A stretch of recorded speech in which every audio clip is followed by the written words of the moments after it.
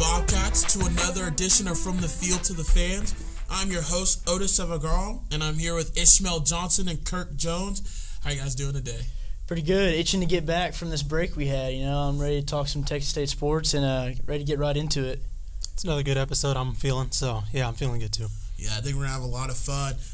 Definitely we're going to talk about track and field, what happened to the Houston Invitational and the Texas A&M 10-team Invitational, and kind of the expectations for track and field this season. See where they can maybe progress from what they did last year in the WAC. We'll break down men's and women's basketball as always. Men's played UTA this past weekend. The women played Little Rock Wednesday night. They lost 77-70. That game was a little closer than expected. We'll discuss that further on. And then we're going to talk about some of the other things that's going on in Texas State athletics. But before we get into all of that, we're going to take our first quick break.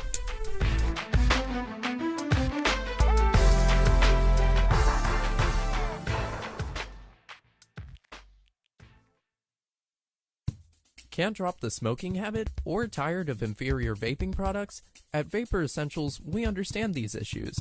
Let us show you the world of vaping at our new San Marcos location at 1515 Ocarina Springs Drive. We offer quality e-cig hardware by Halo and Totally Wicked, plus Texas Select Vapor. Our delicious Top 12 flavor line will knock your socks off with nicotine ranges from 0 to 24. At Vapor Essentials, we are consumers for consumers. We are your e-cigarette store. Come by or call us today at 512-878-8869. That's 512-878-8869. 18 and older, we ID. Need cupcakes or cookies for your sweet tooth, or maybe a custom decorated cake for your sorority or fraternity celebration? Pennington's Cakes has you covered. Since 1962, Pennington's Cakes has been providing some of the best tasting desserts in Central Texas. We bake our cakes, cupcakes, and cookies fresh to order with quality ingredients and lots of love and care. No matter the order, Pennington's Cakes will rise to the occasion. Every one of our creations is artfully decorated and memorably presented. Get 10% off your purchase when you show your Texas State ID. We also offer free wedding cake consultations. We're conveniently located at 1662 South I-35, right next to Thad Ziegler Glass. Come by or call us today and join our family of satisfied customers. Our number is 512-396-4059. 512-396-4059.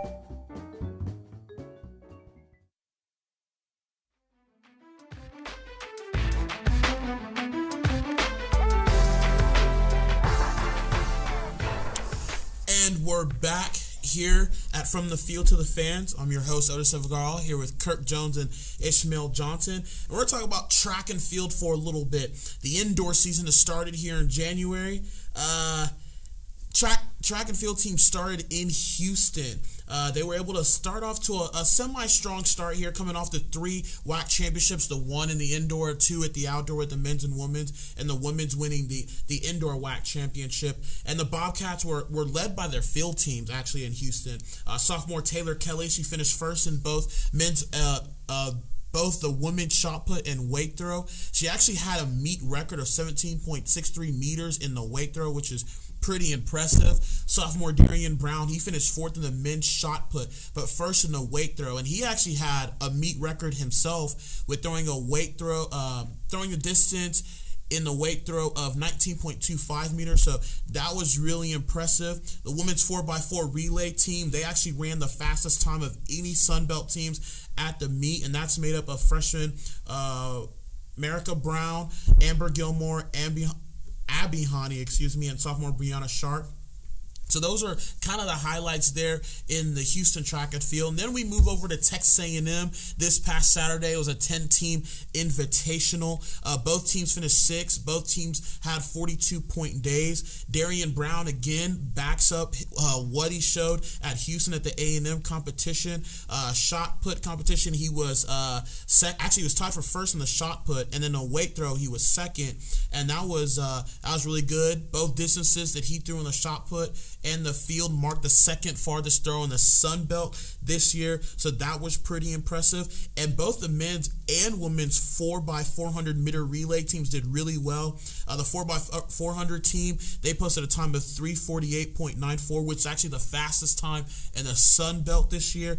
And the men posted the second fastest time with 3 minutes 14 seconds. That's only 0.2 seconds behind the Western Kentucky 4x4 team. So it seems like right now, with all that mouthful that I just ran through, they will be fine this season. Oh yeah, definitely. You mentioned Darian Brown having a big start to his season. They're gonna be making some noise in the Sun Belt because, like you said, in these first two meets, they're already setting the Sun Belt top or the top three in the Sun Belt numbers for their event. Allie Sanders is another one at A&M. She placed third in the triple jump, 12.3 meters, top in the Sun Belt.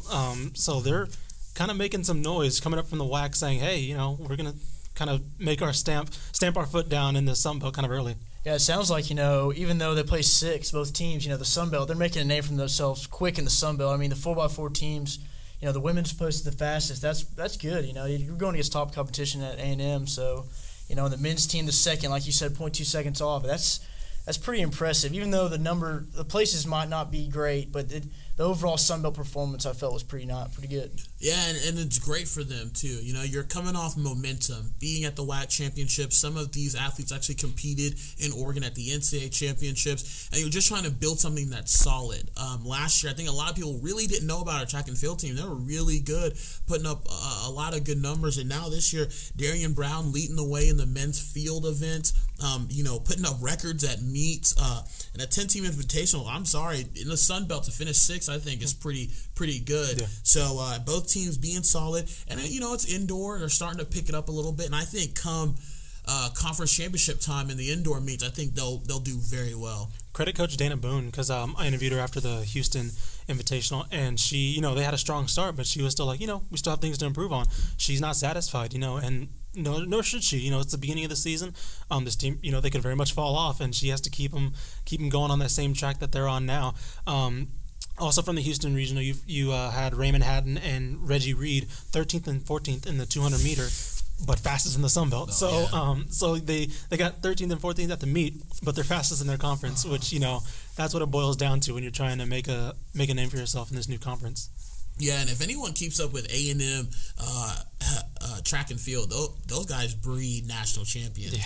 So, to go to an invitational, actually, I believe they'll be back there on the 31st. They'll be back in Houston, 31st of February 1st for the Howie Ryan Invitational back in Houston. And I believe A&M, Houston, some of the bigger schools are going to be there again. So they get some time off, and we'll see if they'll be able to adjust. If head coach Dana Boone, who's done a terrific job with the track and field squads, in her tenure year, she's recruiting really well. She's recruiting actually some of the top, throwers, sprinters, long distance runners in the region. So she's done a really good job, and hopefully she doesn't bolt or go somewhere, because expectations right now for the track and field team are kind of high. I think she lost a key player, key runners. Remember, who was it? Timothy Young. I remember I talked to her last year when they won the WAC championship, and he said that guy was a great sprinter. I think a hurler. Yeah, he was a hurler. And she missed him, and she still comes out like this. I think other programs are watching her. You just got to be. Hopefully, we can try to convince her to stay. Oh yeah, she's hopping around. She has that. Her mentality is kind of bleeding onto her players, because I interviewed Michelle Jones, and she finished 10th in A&M in the mile with 5:03. I interviewed her today. She said her goal's 450. She said that's our goal, 450. So she's not satisfied with that.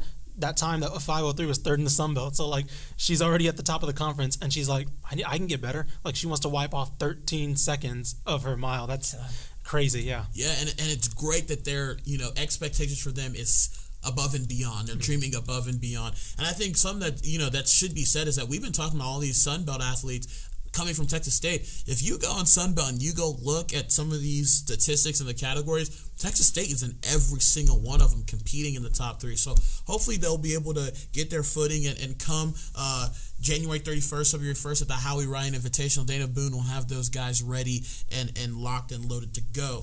But, we kind of had our track and field moment there. I kind of had that 3-minute monologue trying to catch everyone up on track and field. But when we get back, we're going to talk about men's and women's basketball. The men played UTA on Saturday. Women lost to Little Rock Wednesday night, 77-0. But before we get into all of that basketball talk, we're going to take our second break.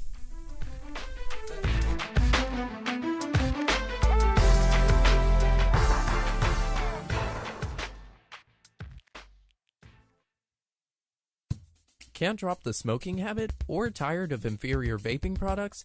At Vapor Essentials, we understand these issues. Let us show you the world of vaping at our new San Marcos location at 1515 Ocarina Springs Drive. We offer quality e-cig hardware by Halo and Totally Wicked, plus Texas Select Vapor. Our delicious top 12 flavor line will knock your socks off with nicotine ranges from 0 to 24. At Vapor Essentials, we are consumers for consumers. We are your e-cigarette store. Come by or call us today at 512-878-8869. That's 512-878-8869. 18 and older, we ID. Need cupcakes or cookies for your sweet tooth, or maybe a custom decorated cake for your sorority or fraternity celebration? Pennington's Cakes has you covered. Since 1962, Pennington's Cakes has been providing some of the best tasting desserts in Central Texas. We bake our cakes, cupcakes, and cookies fresh to order with quality ingredients and lots of love and care. No matter the order, Pennington's Cakes will rise to the occasion. Every one of our creations is artfully decorated and memorably presented. Get 10% off your purchase when you show your Texas State ID. We also offer free wedding cake consultations.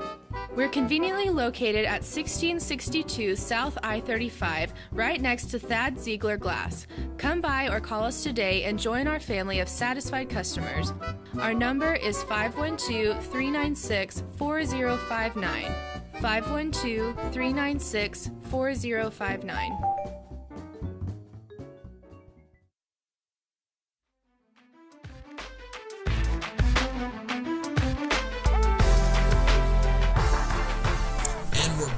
To kind of kick it off with women's basketball, they lost to Little Rock Wednesday night, 77-70. Leading scorers for the Texas State Bobcats: Ashley Eze to go 7-14 from the field, totals of 19 points. Kaylin Martin backs it up with 12 points. Not so much shooting wise though. She went 3 for 10 from the field, 1 for 6 from 3-point, but she did hit her free throws, 5 of 6 from the free throw line. Had 7 assists, but 4 turnovers in 39 minutes of play. So that kind of gets to you a little bit. But Ashley Eze was about to put up 7 rebounds. So that's pretty good for them. For Little Rock, they had 4 double-figure scores. Leading scorer for them was Taylor Galt, and I believe she's actually the leading scorer in the Sun Belt at like 24 points a game. So either her or a young lady from Troy. But she scored 23 points. She shot 7 of 15 from the field. Second leading scorer was Kiera Clark. She had 16 points, shot 7 of 11 from the field. And basically, I just think that the Bobcats got outplayed. Yeah, I definitely think so. I mean, they had some problems, Ashley Eze, with some offensive fouls. It was like she got like 2 or 3 back-to-back offensive fouls out of nowhere. And she just couldn't – I think she just couldn't get the handle on the game at the very beginning. They were down with like – I think at the beginning of the second half, 12:30 left, they were down by 18, so it didn't look good at all. And then, they kind of had a surge there at the end. And Caitlin Walla played great, I thought. I mean, she was 50% from the field. And 12 points. Yeah, 12 points. I mean, she contributed, to Ashley Eze's 19. And, the senior Kayla Martin's always she puts up good numbers, 12 points, 6 or 7 assists, which is solid. A 7 assists, solid amount. Yeah, the big thing in this game, because they beat them the first meeting, 42-35, this preseason Sun Belt favorite. Taylor Galt was the big difference. They held her to 0 for 8 in the first meeting, and like you said, she was the leading scorer in this meeting. You just can't. I don't know. I guess you can't expect the leading scorer in the Sun Belt to be down for too long, but such an anomaly of the game last time kind of contributed to the Bobcats' kind of success. Their defense, how they played her, and also they forced them to commit 21 turnovers last game to 11. Granted, the Bobcats definitely turned the ball over a lot more tonight. So yeah, the Bobcats turned over the ball 17 times. So did UAL Hart. Oh, those are crucial turnover numbers. Those are big. But the biggest thing is that the Bobcats did not play defense tonight. The first half, UALR shot 60.7% from the field. In the second half, they backed it up with 54.2%. So really not a big drop off. And for the total game, they shot 57.7% from the field. Bobcats, they didn't do bad in the first half. They shot 48% from the field, 66% from three-point land. But then in the second half, I guess their legs got tired because in the second half, shot 34.6% from the field and then 14%, 1 for 7 from three-point land.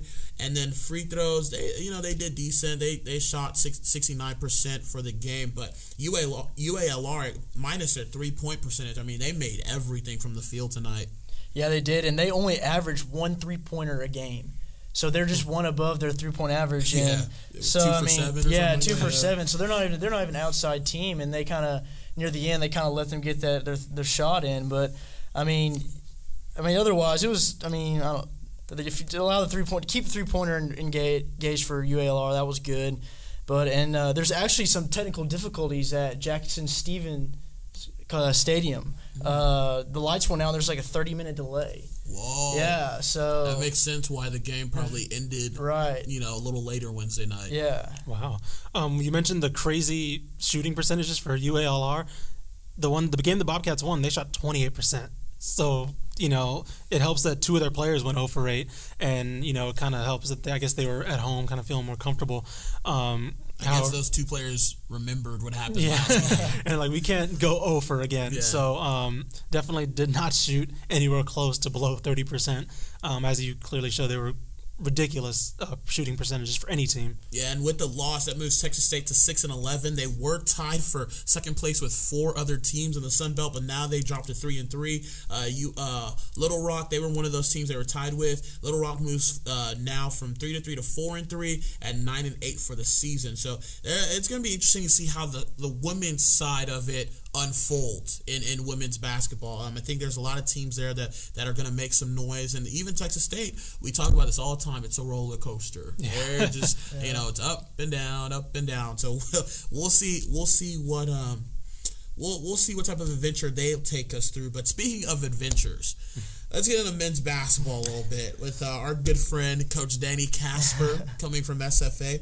Men lost Saturday to UTA. They're actually up to. I believe they're the third leading scorers in the Sun Belt. Yeah. Arlington is. Yeah. They held them to 22 points in the first half, but I don't know what happened in the second half. It just seems like the defense, they try to hold them up as best as they could, but in the second half, it just seems like it got out of hand. Yeah, their key players didn't play very many minutes. Amani Gant played 19 minutes and 2 points. So, he's a crucial player for them. And Joel Wright, I think, was the same. He turned the ball over 6 times. So.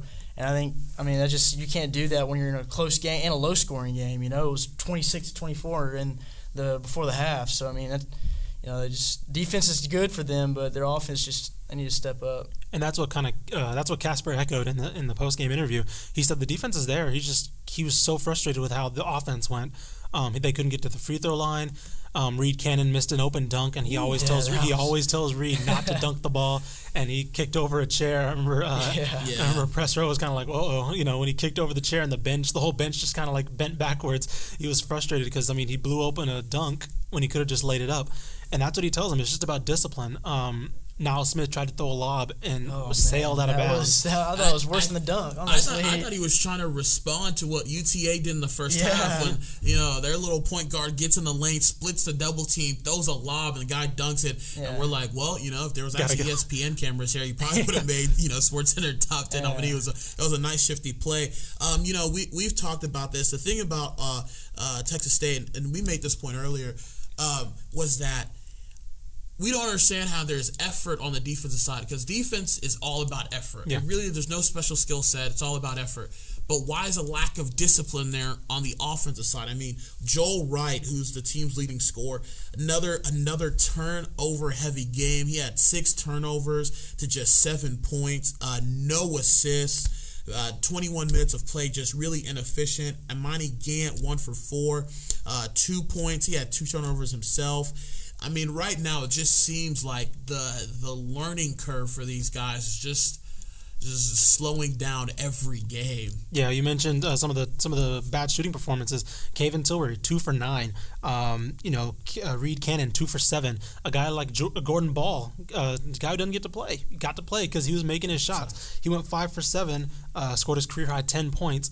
And Casper said, if my guys aren't producing, Gordon Ball's going to get the shot. These other guys are going to get their shot. And he had some nice jumpers. He did. We were there, and we were like smiling. I was we were surprised. like, that was kind of exciting. It was. And then you had that huge block. Man, we were right there. I saw him got hype a little bit. Yeah, I got pumped up a little bit. We had to stay stoic and press over. Like, man, we can't jump up. We can't jump up and do anything. But that was, he was getting pumped, and you kind of got you pumped because he never got this shot before. And, it's cool to see him get it. Yeah, and the thing is that, to me, I just want to see the Bobcats run a little bit more. I just think that right now they just don't have the big guy presence in the middle that they need to slow down the way Casper does. I think that comes with time and recruiting. Yeah. I think Imani Gant is that guy. I just think he needs to be a little bit more consistent. We joked around earlier. If he's not traveling, he's getting he's on a charge, he's not turnover the ball. You just don't know what he's doing sometimes down there on the block. So, his IQ will get better, I think, under Casper. Casper has that right side of mind, but I wish they'd use the athletic ability of Joel Wright a little bit better. And you mentioned it that, with Joel Wright, if he has to think a lot, bad things will happen. Yeah. But if he can just, that New York style of play, his nickname in New York was Air Jamaica. Yeah. So if he can flash that a little bit, I think you'd see him be a little bit more efficient. Yeah, and you spread the ball more, I feel like if feed off of him, pass it around, when they were leading in the first half, they were passing the ball around. I mean, I think 5 guys touched the ball twice every time they were going around the key, and I mean they looked good. They looked like Casper's offense was working, and then something happened with Joel Wright and Imani Gant, and then it was gone. I know what happened in the second half. Yeah, that's what happened. They came out of the locker room. Yeah, they came out of the locker room and started playing, and then it was no. Yeah, you mentioned his flow on the offense. That's his style. The continuity offense. You look at it, and you look at other coaches who run that similar style. It goes all the way back to John Wooden in the high post, right. UCLA high post. It goes to Gonzaga right now. It goes to Maryland right now. It's just they have to make a quick read, and if that pass isn't there, there's somebody else open, right. Or there's always that second, third option that's available, and that's what he wants. He wants that continuity. He wants the ball to not be in somebody's hands for longer than like 3 seconds and then move it. Everybody has their assignment. Also, you mentioned the defensive effort. Casper's not really a blocks guy, because you think defensive teams, you think like the Pacers, you think Hibbert, you think like the Magic when Dwight was there. Right. Casper's teams have ranked last in blocks. So when you say it's all about effort, that's true because they're hustling, they're rotating right, they're sticking with their man. They're not necessarily contesting shots at the rim, which is why like size, like I'm pretty sure the tallest Bobcat is Gordon Ball and Monty Gann, 6'8". Yeah. So like those aren't necessarily like tall guys in terms of like the rest of the nation, but that previously Casper's tallest player for SFA I believe was 6'6". Yeah, and when they came here and played, you saw SFA. When I went to the game, I kind of went back and said, hey, they're not tall. How did you win with this team? How are you going to NCAA tournament? So that's always interesting, and I just think that UTA game is kind of a telling sign, and I think when they play Little Rock, they'll be able to get into it. But before we get into the Little Rock game that's going to happen Thursday, I believe, we're going to take one final break and get a word from our sponsors.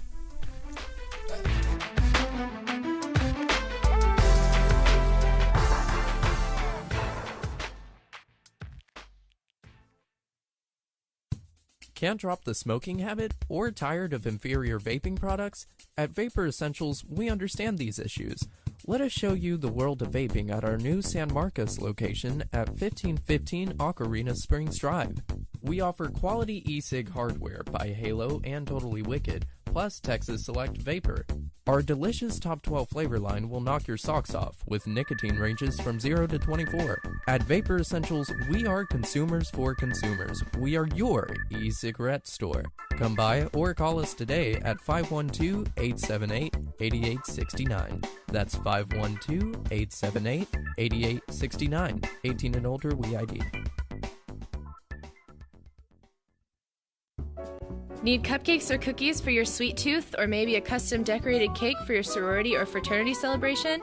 Pennington's Cakes has you covered. Since 1962, Pennington's Cakes has been providing some of the best tasting desserts in Central Texas.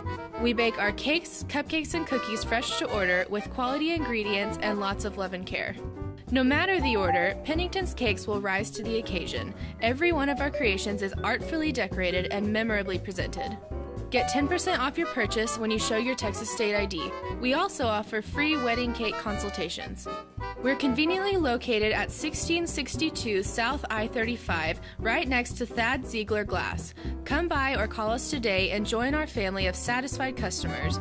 Our number is 512-396-4059. 512-396-4059.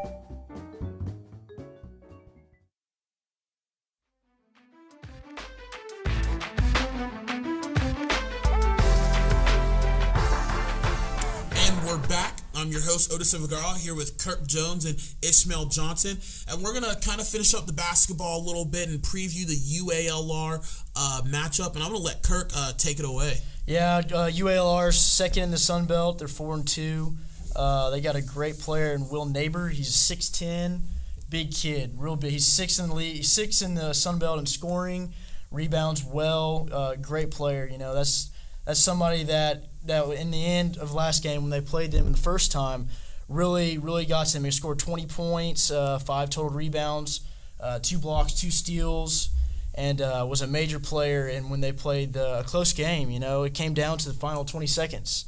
And Joel Wright got that charge, and, you know, that kind of fizzled away. But, you know, they played a solid game. You know, it seemed like they moved the ball. You know, they had 10 assists. They had 4 guys in double figures, you know. Yeah. So it wasn't just the Joel Wright show. You know, they had 4 other guys contributing. And I thought Niall Smith played well, too. You know, he's kind of the quick guy. He's always up there in steals. And, you know, he had 4 rebounds and 7 points. You know, I liked the way he played in that game.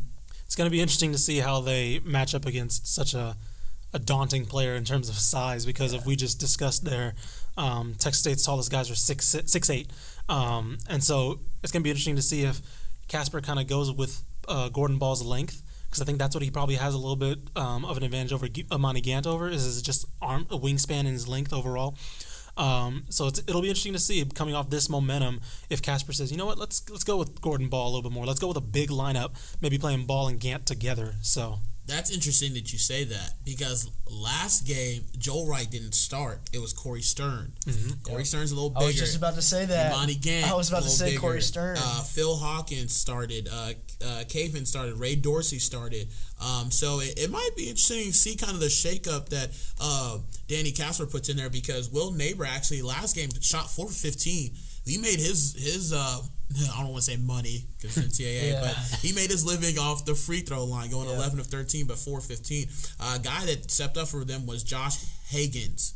I hope I'm saying that right. He was 7 of 15 from the field, and he scored 19 points. So he had himself a nice little day playing the Bobcats. So we'll see what UALR has in store. They are, I believe, second behind Georgia State, 5-0. 5-0. So those are the Hunter boys, the father, the coach, and the son. He's really good. And they got a kid from Kentucky who transferred. So that's going to be interesting preview to talk about. But it's going to be fun to see Arkansas Little Rock play Texas State and see if Texas State can redeem themselves and see if Joel Wright can have a better game. Yeah, and they play better on the road, which is strange to hear, but they do. So they're more disciplined. Yeah, right? more disciplined on the road. So, you know, maybe Joel Wright doesn't get that undisciplined for charge. I mean, this game, maybe he can, you know, bring his A game and pull off a game winner. Yeah. We always talk about, you know, this is Casper's rebuilding year, and we need to calm expectations. I look back at his SFA days. His first year at SFA, 9-17, and then he obviously blossomed into what he became. His second year was 13-15, you know, still under 500. So, yeah, cool the expectations. Yeah. It'll happen eventually. Yeah, it's a process, and even that goes back to his Incarnate Word days when he down the road in San Antonio. He that was the same method. So it's gonna be fun. And speaking of basketball now. KXAN has partnered with Texas State to air 7 Bobcat basketball games live from Strand Coliseum beginning January 25th when the men's basketball team takes on Troy. The games will air on KBVO and the CW Austin with a doubleheader featuring the men's and women's basketball teams against Georgia State on March 1st. This is the first time local fans can watch the games on broadcast television. Looks like they're moving up the budget in the Texas State Athletics Department. Yeah, it's going to be fun because the football team kind of started getting that momentum with KXAN as well.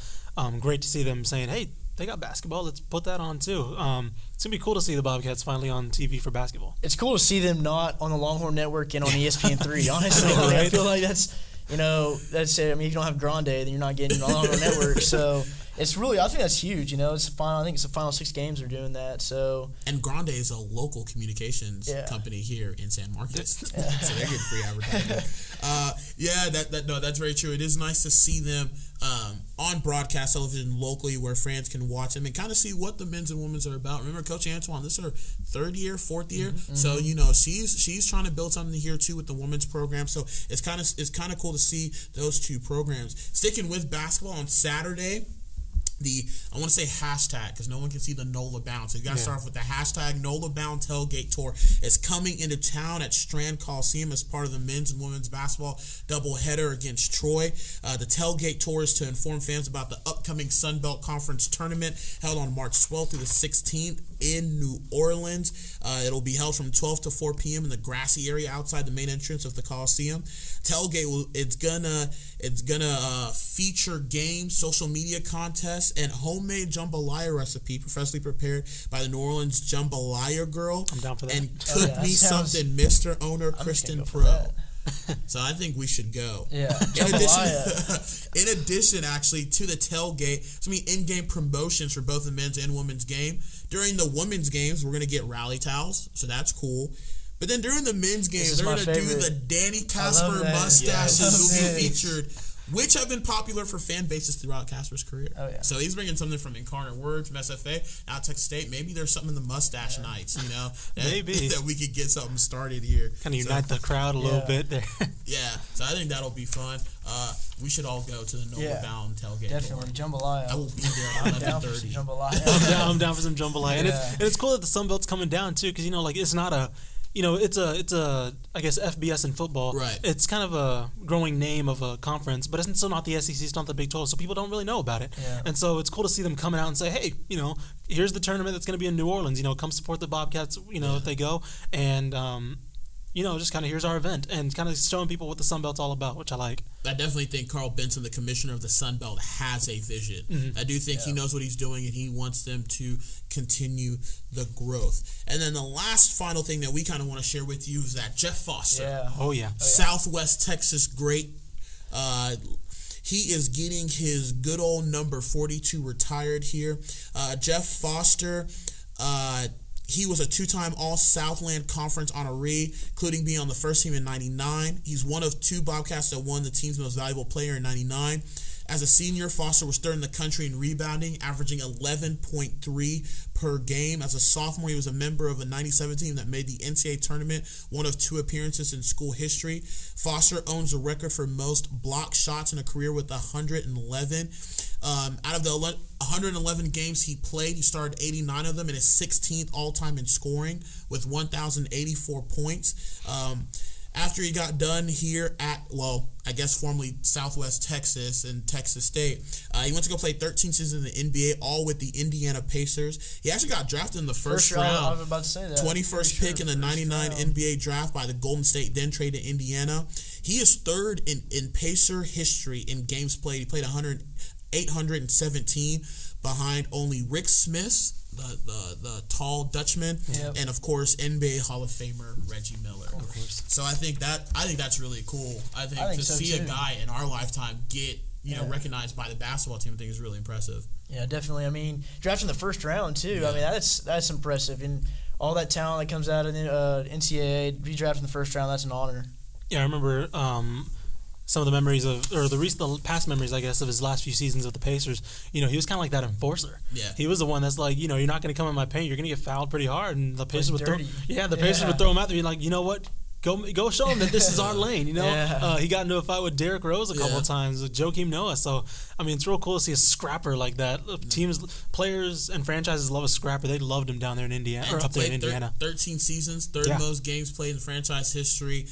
To just get drafted in the first round off rebounding God. and really playing defense kind of tells you what Casper's trying to enforce. So, Bring him on the head. Bring him on the coaching staff. That's what I'm saying. Just do Bring the that. coaching Get staff, the coaching man. committee. Come on, the assistant coach. Tell them how it's done here at Texas Yeah. State. With that said, before we close every show, final thoughts, fellas.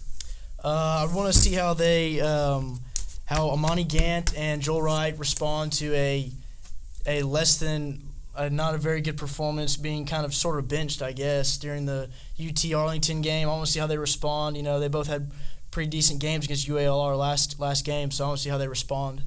Track and field. Watch out, Sunbelt. That's all I got to really say is, they're coming. They've made their mark, and they're going to continue to improve. Should one of them come out like Richard Sherman and just be like, we're the best track and field team ever? I'm the best sprinter in the world. You know, Best in the world, just go, and the just rest go. of them mediocre? Yeah, just go. I feel like that's how we should end the show. Yeah. I'm just joking. We The can't best do that. podcast. No. Yeah, there we go. But no, I think basketball, you hit it on the head. And to me, I think slow progress is lasting progress. And I think with Danny Casper, that's what he's got right now. And Coach Antoine as well. Yeah. This is her third season. She's going to get it going. She's starting to recruit better women athletes to come to the school. She's getting champions on the roster. So I think it's going to be really, really fun to see basketball, track and field. Sunbelt, watch out. I think they're going to make some noise this year in the indoor and outdoor seasons. But pretty much for Kirk Jones, Ishmael Johnson, I am your host, Odus Evbagharu. And like I always say, we'll see you next time. Bye.